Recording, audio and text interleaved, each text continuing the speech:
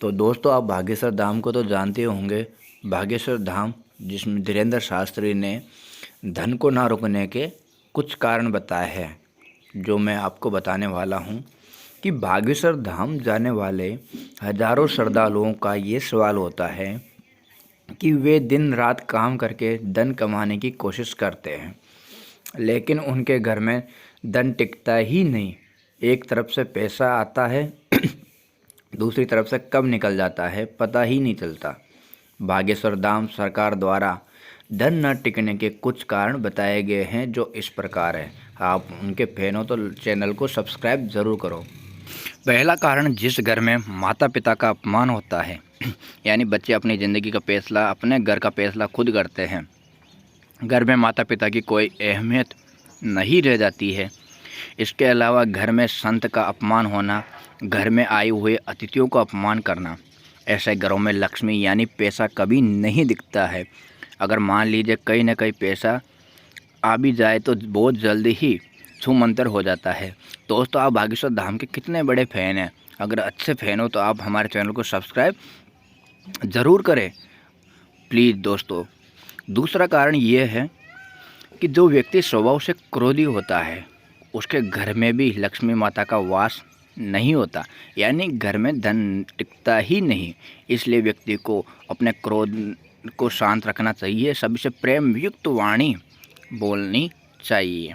तीसरा कारण, जिस घर में खाना खाने के बाद जूठे बर्तन रसोई में रख दिए जाते हैं या फिर जूठे बर्तन को यहाँ वहाँ फैला दिया जाता है, ऐसे घरों में माता लक्ष्मी जी का निवास नहीं होता है, यानी ऐसे घरों में पैसा नहीं टिकता है। अगर मान लीजिए पैसा कहीं से भी आ जाए तो बहुत जल्दी ही पैसा चला भी जाता है।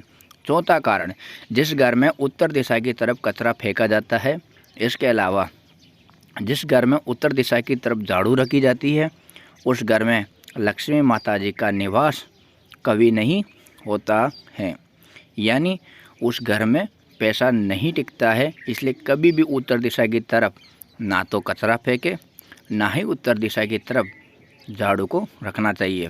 पांचवा कारण, जिस घर में सूर्यास्त हो जाने के बाद झाड़ू लगाई जाती है, इसके अलावा जिस घर में सूर्य अस्त हो जाने के बाद भोजन किया जाता है, उस घर में माता लक्ष्मी जी निवास नहीं करती है, यानी उस घर में भी पैसा नहीं टिकता है।